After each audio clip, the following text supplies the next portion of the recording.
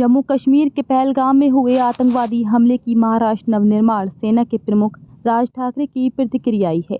उन्होंने अपनी पार्टी की ओर से इस हमले की निंदा की है। राज ठाकरे ने सोशल मीडिया प्लेटफॉर्म एक्स पर लिखा है कि एमएनएस की ओर से इस हमले में जिन लोगों की मौत हुई है उन्हें भावपूर्ण श्रद्धांजलि। ये घटना अत्यंत गंभीर है और इस कठिन समय में महाराष्ट्र नवनिर्माण सेना सरकार के साथ पूरी मजबूती से खड़ी है। राज ठाकरे ने लिखा, केंद्र सरकार को इन हमलावरों को ऐसा बंदोबस्त करना चाहिए कि आने वाले 10 पीढ़ियां भी इस घटना को याद कर कांप उठे। 1972 में म्यूनिख ओलंपिक के दौरान जब फिलिस्तीनी आतंकवादियों ने इजरायली खिलाड़ियों पर हमला किया था, तब इजराइल ने उन आतंकवादियों और इस हमले के सूत्रधारों को इस प्रकार खत्म किया था कि लंबे समय तक फिलिस्तीनियों के दिलों में दहशत घर कर गई थी। भारत और इजराइल के संबंध मजबूत हैं।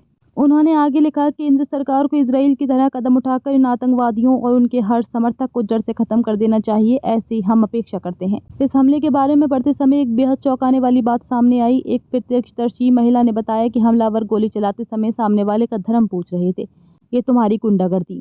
ठाकरे ने कहा, जैसा कि मैं अपने भाषणों में बार बार कहता हूं कि देश में अगर हमारे हिंदुओं पर कोई हमला करेगा तो हम सब हिंदू एकजुट होकर उनके खिलाफ खड़े होंगे। इन हमलावरों के पीछे जो भी मास्टरमाइंड छिपे हैं उन्हें हमारी ताकत का एहसास होना ही चाहिए। राज ठाकरे ने कहा कि केंद्र सरकार ने अनुच्छेद 370 को हटाया। इसके बाद कश्मीर में हालात कुछ हद तक सामान्य हो रहे थे और पर्यटकों की संख्या भी बढ़ रही थी। लेकिन अब अगर ऐसे हमले होने लगेंगे तो कौन यहाँ जमीन खरीदेगा, व्यवसाय शुरू करेगा? इसलिए केंद्र सरकार को इस बात पर गंभीरता से विचार करना चाहिए।